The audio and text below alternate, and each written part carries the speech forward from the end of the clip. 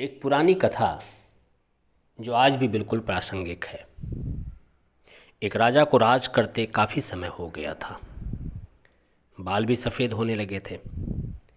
एक दिन उसने अपने दरबार में उत्सव रखा और अपने मित्र देश के राजाओं को सादर आमंत्रित किया। अपने गुरुदेव को भी आमंत्रित किया। उत्सव को रोचक बनाने के लिए राज्य की सुप्रसिद्ध नर्तकी को भी बुलाया गया। राजा ने कुछ स्वर्ण मुद्राएं अपने गुरुजी को भी दिया ताकि नर्तकी को गीत व नृत्य पे पुरस्कृत कर सके। सारी रात नृत्य चलता रहा। ब्रह्म मुहूर्त की बेला आई। नर्तकी ने देखा कि मेरा तबले वाला सोने लगा है और तबले वाले को सावधान करना जरूरी है, वरना राजा का भरोसा टूट सकता है और तबले वाले को दंड भी मिल सकता है। उसने तबले वाले को जगाने के लिए एक दोहा पढ़ा। घड़ी गई थोड़ी रही, या पल पल जाए, एक पलक के कारणे यूं ना कलंक लगाए। घड़ी गई थोड़ी रही, या में पल पल जाए, एक पलक के कारणे यूं ना कलंक लगाए। अब इस दोहे का अलग अलग व्यक्तियों ने अपने अपने स्तर पर अलग अलग मतलब निकाले। तबले वाला सतर्क होकर बजाने लगा। जब यह दोहा गुरुजी ने सुना तो गुरुजी ने सारी मोहरें उस नर्तकी को अर्पण कर दिया। दोहा सुनते ही राजकुमारी ने भी अपना नौलखा हार नर्तकी को भेंट कर दिया। दोहा सुनते ही राजा की युवराज ने भी अपना मुकुट उतारकर नर्तकी को समर्पित कर दिया। राजा बड़े अचंभित हो गए। सोचने लगे, रात भर नृत्य चला, पर ये अचानक सुबह होते होते क्या हो गया। अचानक एक दोहे से सब अपनी सबसे मूल्यवान वस्तु प्रसन्न होकर नर्तकी को समर्पित क्यों कर रहे हैं। राजा सिंहासन से उठे और नर्तकी को बोले, एक दोहे द्वारा एक नीच या सामान्य नर्तकी होकर भी तुमने सबको लूट लिया। जब ये बात राजा ने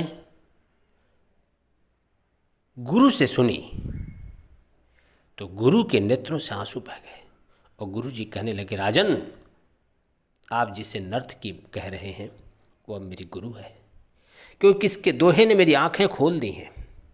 दोहे से कह रही है कि मैं सारी उम्र जंगलों में भक्ति करता रहा और आखिरी समय में आज बैठ कर के मैं नृत्य देख रहा हूँ, अपना साधना नष्ट करने चला आया हूँ। भाई मैं तो चला।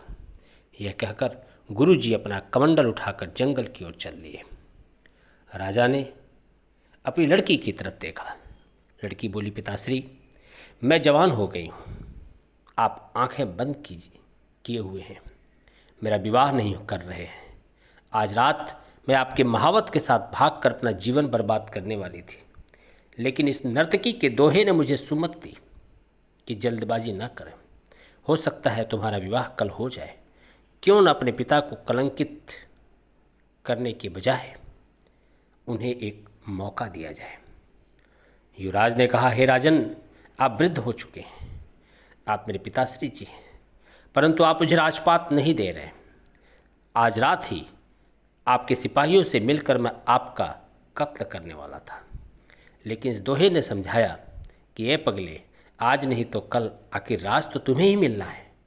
क्यों अपने पिता के खून का कलंक अपने सिर पर लेना चाहता है, थोड़ा धैर्य रख। जब ये सब बातें राजा ने सुनी तो राजा को भी आत्मज्ञान हो गया। राजा के मन में वैराग्य आ गया। राजा ने तुरंत फैसला किया, क्यों न मैं अभी युवराज का राजतिलक कर दूं।